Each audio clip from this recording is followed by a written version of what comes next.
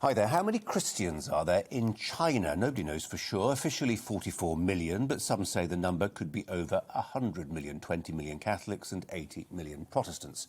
China's Communist Party is jealous of these numbers. In a one-party Marxist state, the people can only be allowed to have one object of devotion. There can only be a solitary road to salvation. And today, news of how the party goes about brainwashing young minds to that effect.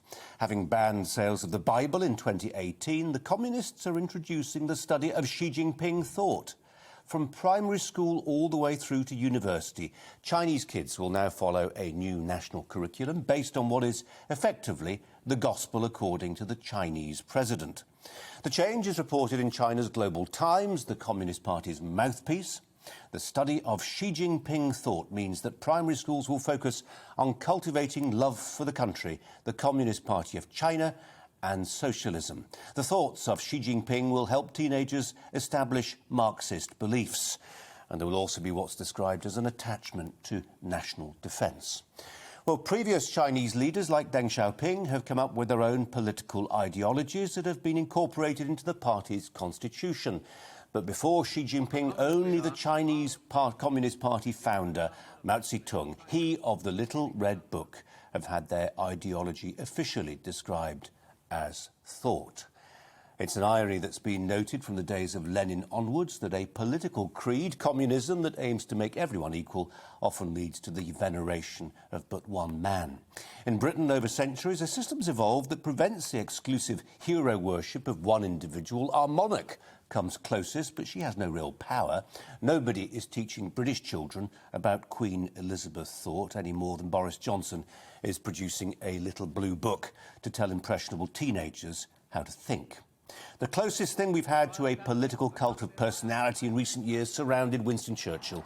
If you want to understand how different Britain and China are, imagine what would happen to someone who painted racist on a statue of Xi Jinping in the centre of Beijing. Well, China is suspicious of any ideology other than its own Marxism with a Chinese face. It's clamped down on the Uyghur Muslims and Buddhist Tibetans as well as Chinese Christians. What's alarming is how little this bothers us. Partly that's a function of how little we know. I love America, but I wish our culture wasn't so obsessed with the US. It renders us parochial.